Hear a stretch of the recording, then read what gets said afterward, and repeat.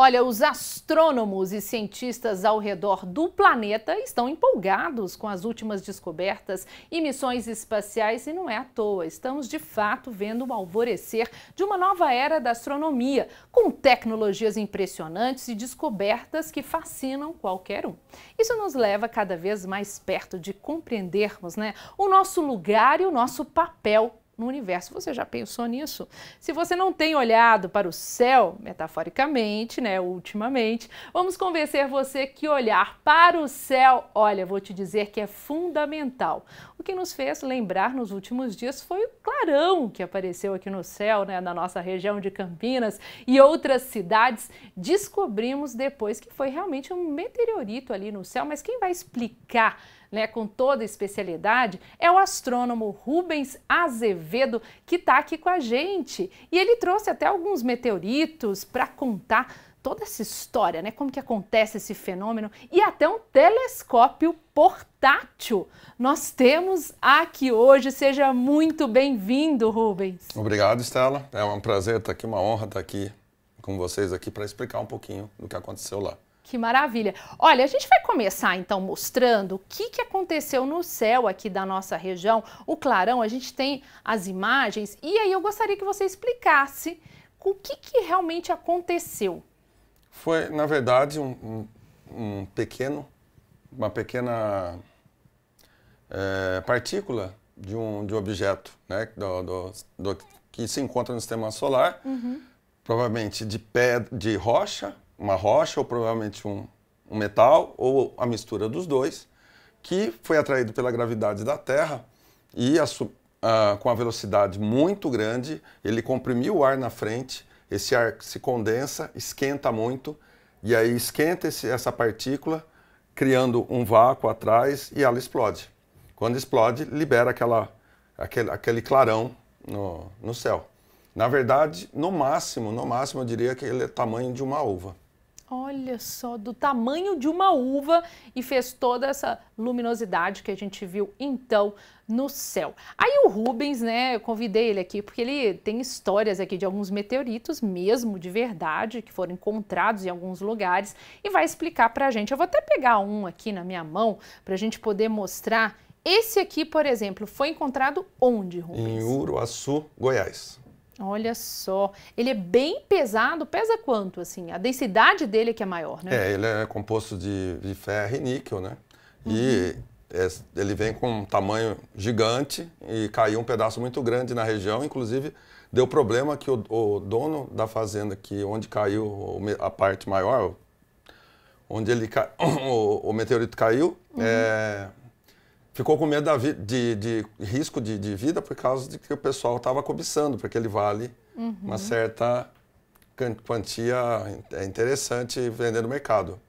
Quanto vale mais ou menos, Rubens? Então, um pedaço desse aí deve estar em torno de R$ 1.500, mais ou menos. R$ 1.500. E o que acontece? Porque é bom a gente explicar, Quando o meteoro ele explode aí na atmosfera, o que acontece? Ele explode totalmente ou algumas partículas podem aí cair no solo? Como a gente viu, esse foi o caso de um pedacinho que caiu, Então, no caso depende muito justamente da composição e do tamanho dele. O bólido que explodiu, que ele entrou em São Paulo a uns 100 quilômetros mais ou menos de altura e explodiu, muito provavelmente, muito mesmo, só poeirinha que chegou ao solo. O resto foi evaporado. No caso, quando é muito grande, aí realmente ele vence, ele consegue deixar algum pedaço e cair. E aí varia, depende do tamanho que ele chega lá de cima.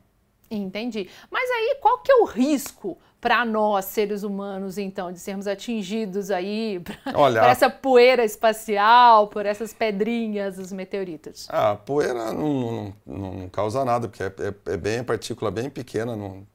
Ela freia, ela vai devagarzinho para chegar até a superfície. Os maiores registrados mesmo, que eu saiba, pelo menos que está na literatura, foi um caso de uma pessoa que foi atingida, que caiu na casa dela. Agora, tem os que explodem no ar, como o que aconteceu em Chelyabinsk, inclusive esse aqui Vamos mostrar então esse aqui. São pedaços do meteorito de Chelyabinsk, que ele deve ter explodido em torno entre 50 quilômetros de altitude. A explosão foi pelo menos umas 400 vezes mais forte que a bomba de Hiroshima. Nossa. E aí o resultado da explosão destruiu um monte de vírus de casas com o boom sônico, né? E muita gente se machucou com os estilhaços de vidro, por exemplo. Uhum. Agora, a chance é muito pequena. A Terra é muito grande, mesmo que caia, a maior parte vira poeira e não faz... Não faz nenhum estrago. Nenhum estrago. Agora a gente mostrou esse primeiro que caiu então numa fazenda, e esse outro aqui? Esse é do Campo del Cielo, na Argentina. Esse veio do cinturão de Marte, cinturão entre Júpiter e Marte, e caiu na Argentina entre 4 e 5 mil anos atrás. Nossa! E como que vocês conseguiram os meteoritos? Esses são da coleção do Júlio Lobo, que é o astrônomo, né, mais antigo do observatório, e é a coleção particular dele. E ele fez a gentileza e eu estou aqui com a honra de substituí-lo, porque infelizmente ele está com Covid e não pôde vir.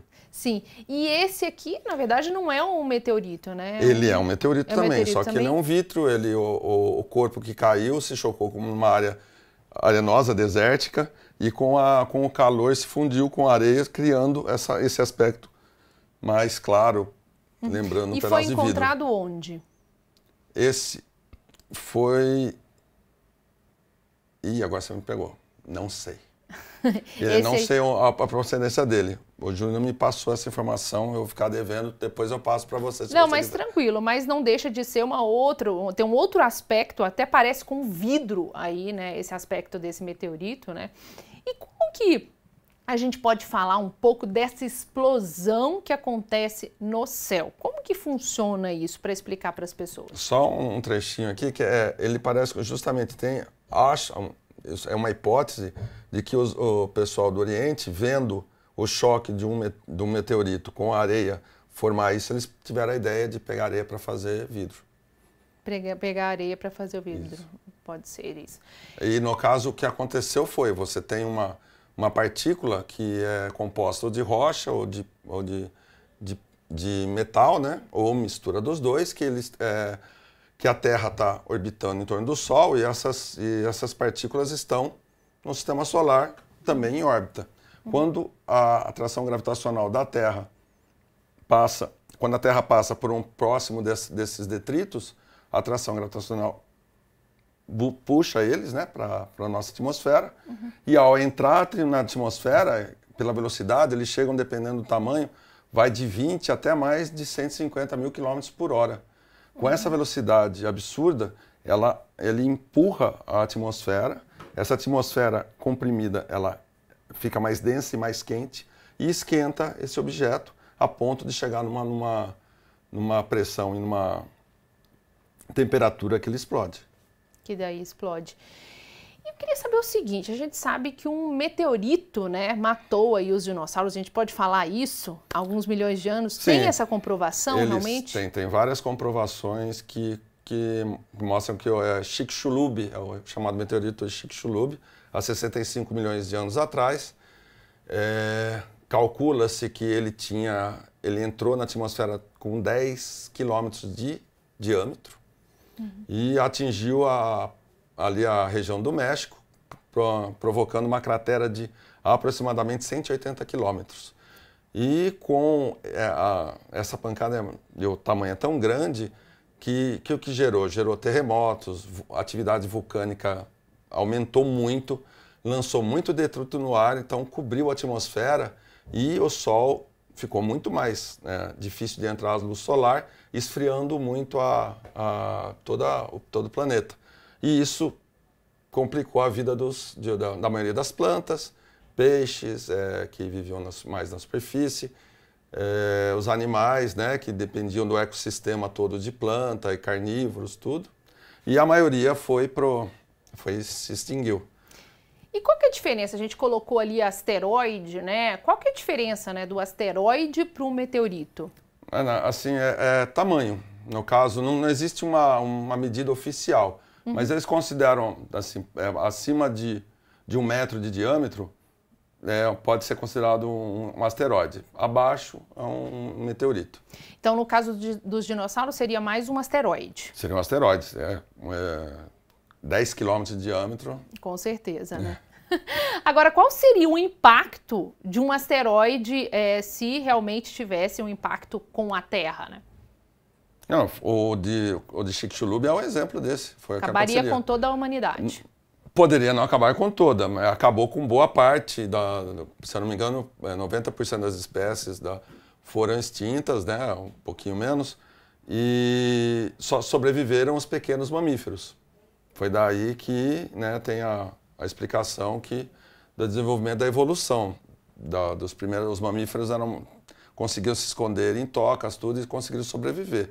No caso, se acontecer hoje, da população quase em geral, pode ser que tenha sobreviventes, mas aí só acontecendo para ver, porque com um asteroide desse tamanho, com a tecnologia que tem hoje, dá para prever que ele vai vir, então aí tem alguns talvez escapem, né?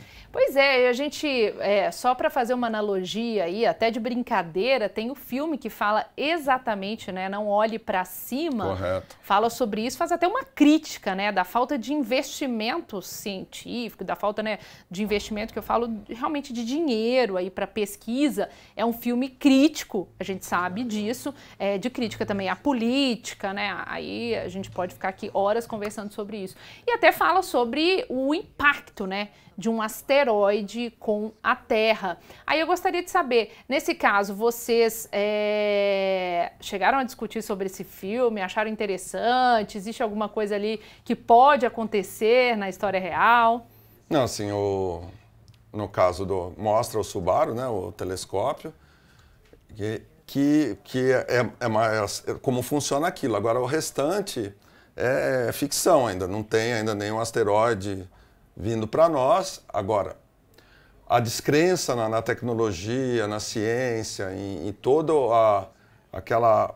como você falou, é uma crítica. Aí vai para a conversa, né? Isso. Não, mas pode continuar falando. E a gente vê ali que tem a figura ali do presidente, né, que seria realmente controvérsia ali, porque nem dá atenção à pesquisa científica, está totalmente interessado ali na política. Né? Então, infelizmente, existem muitos personagens da vida real que, infelizmente, não ligam para a ciência, não têm a capacidade de perceber o quão ela é importante. Eu lembro que eu fiz uma palestra alguns anos atrás, eu fiz uma pesquisa. No Brasil, 33% da população, mais ou menos, não acredita que pousamos na Lua. Então, isso atrapalha, porque uma sociedade que desconfia muito da ciência, no ponto de desacreditar qualquer informação, ela é facilmente manipulada também. Então... Sem dúvida. Agora vamos mostrar, então, mudando um pouquinho de assunto, o telescópio, né? A gente falou um pouco sobre a observação do céu, a gente no começo aqui eu falei como é importante, né, a gente observar, e é bonito também. Mostra pra gente como que funciona um pouco, a gente não vai, claro, ter a câmera para mostrar o que é visto, mas como que funciona o telescópio? Ele tem um espelho. Nesse caso, ele é um dobsoniano, então ele tem um espelho no fundo, é newtoniano que se fala, né? A montagem é dobsoniana, ele é um newtoniano, a luz, você aponta o objeto, onde você procura o objeto que você quer olhar, a partir do momento que você coloca, você fixa, e aí a luz do objeto entra, bate no fundo, onde tem um espelho, volta para cá, tem um espelho lateral aqui, secundário aqui, e a imagem é formada na ocular aqui, aí você olha aqui e vê o objeto. Eu vou pedir licença para o pessoal que está filmando, que eu quero dar uma olhadinha ali. Eu sei que agora não está funcionando, mas então, por exemplo, a gente consegue ver quantos quilômetros de distância com um telescópio desse? Então, um telescópio desse, ele pode enxergar até objetos com 2,5 milhões de anos-luz de distância. Nossa, então é muita coisa. Ele consegue enxergar galáxias que estão aqui perto, a galáxia de Andrômeda, por exemplo. Mas normalmente ele enxerga coisas da nossa galáxia, que pode estar a 6.400 anos-luz, a 15.000 anos-luz. E como que funciona, por exemplo, esse portátil? Você tem que, claro que a observação é à noite, né? Você tem que trazer e regular totalmente esse telescópio para que funcione no local que você for fazer a observação, né? Na verdade, ele é praticamente, ele está posto aqui, você monta aqui, são duas partes, e prende, aí você procura o objeto, manualmente mesmo, e prende, quando você acha o objeto, você prende e depois você vai olhar. No caso, ele não tem o motor de correção de rotação da Terra, que acompanha, então, em questão de menos de 1 minuto, ele sai do lugar, você tem que dar uma corrigidinha. E ali, a gente se posiciona ali e pode observar. Isso. Ele tá assim, no caso, se apontar aqui, ele vai estar apontando para... Como é muito próximo, a imagem vai ser distorcida, não vai conseguir ver nada. Mas... porque teria que estar com uma distância de pelo menos quanto? Objetos para ver pelo menos assim, algumas centenas de quilômetros, de milhares de quilômetros da Terra. A Lua, por exemplo, é uma imagem deslumbrante. Sim, e com toda essa tecnologia, né, a gente falou um pouco no começo, falando das descobertas, né, hoje em dia, nos últimos anos, assim, para você eleger algumas descobertas aí que os astrônomos e cientistas do céu fizeram, como você colocaria aí como a descoberta maior até, por exemplo, entre 3 descobertas mais importantes nos últimos 10 anos, com tanta tecnologia utilizada, né? Olha, assim, eu acho que é mais um grupo de descobertas que é um sinergismo. Tem estudos na estação espacial, estudos para montar o James Webb, que é o telescópio substituto do Hubble, que está já mostrando imagens fenomenais. Teve avanço, por exemplo, em ressonância magnética portátil para ajudar o pessoal, lugar com mais pobre, em vez de aquela máquina muito mais cara. Teve estudos para operação com raio laser para problemas de visão. Tem estudos de câncer que é feito também. Então assim tem uma gama da parte de saúde que foi assim. Isso vem desde a corrida espacial dos anos 60. Que interessante. Então, eu acho que o que muita gente não sabe é que não é só essa observação do céu, das galáxias e de tudo que está ali envolvendo a astronomia. Mas, na realidade, são descobertas que ajudam nós, seres humanos, no nosso dia a dia, até mesmo na saúde, como você falou, né? Até o celular, a máquina, a câmera do celular, que é chamada CCD, foi desenvolvido para ser usado em telescópios. Agora eu quero fazer uma brincadeira, Rubens, até para descontrair, para a gente terminar aqui. Eu vou pegar um meteorito que está aqui do meu lado. Você falou comigo, o pessoal já foi pegando aqui, foi chegando. Nossa, deixa eu ver quanto que pesa, deixa eu ver como é que funciona, qual que é a densidade, né? E realmente, parece ter uma densidade maior quando a gente pesa, porque a gente olha assim...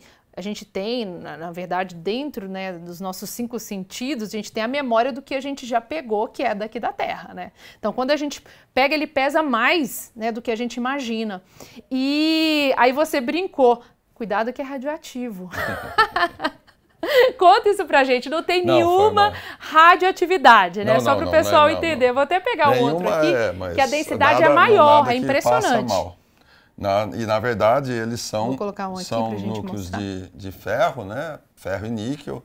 E, no caso, tem pelo menos 4,5 bilhões de anos de idade e pertencia ao núcleo de algum objeto na formação do sistema solar. Por isso que ele é importante para entender como o sistema solar foi formado, porque eles são remanescentes do começo da história do nosso sistema solar.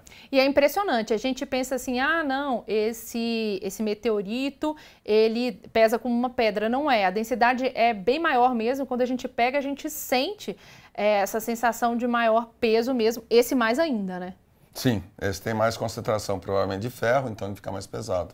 Agora, para esclarecer, a radioatividade, quando acontece a explosão, E quando esse meteorito ele acaba de cair ali no solo, né? Tem alguma radioatividade? Sim, é a explosão praticamente igual a uma bomba atômica, ou várias. E quando ele cai, essa radioatividade já se foi ou continua no solo? Continua por menos tempo do que uma comum, mas assim, é uma bomba de hidrogênio, mas continua, dependendo da potência, até mais que ela. Mas quanto tempo continua essa radioatividade? Aí vai depender da composição, da força, do tamanho. Então você vai me garantir que esse aqui não tem nenhum? Nenhum. Sossegado, pode ficar tranquilo. É só uma brincadeira que a gente está fazendo aqui. Mal. Uma brincadeira para mostrar um pouco, né, da curiosidade, já que a gente teve esse clarão no céu, que foi uma explosão que, na verdade, acordou os astrônomos da nossa região, e todo mundo ficou com essa curiosidade. Então tá aí explicado que não machucou ninguém, não teve nenhum meteorito que caiu ali no solo, mas a gente explicando de alguns meteoritos que já foram achados aqui no Brasil e um outro que foi em outra região, né? A gente viu aqui, então é bem legal a gente conhecer um pouco, né? Porque é uma ciência muito difícil, mas só para você entender um pouquinho de como que funciona esse trabalho. Gostaria de divulgar mais alguma coisa, Rubens, aqui? Sobre o Observatório de Campinas. Então, eu convido a todos a visitar o observatório pelo menos uma vez, né, para entrar em conexão com essa ciência mais antiga, que é a astronomia, e ver os objetos mais de perto. Às sextas a partir das 18, domingo a partir das 17 horas até as 21. E a entrada, como que é? R$10 inteira, 5,5 para estudantes, crianças até 6 anos e adultos com mais de 60 não pagam, somente em dinheiro.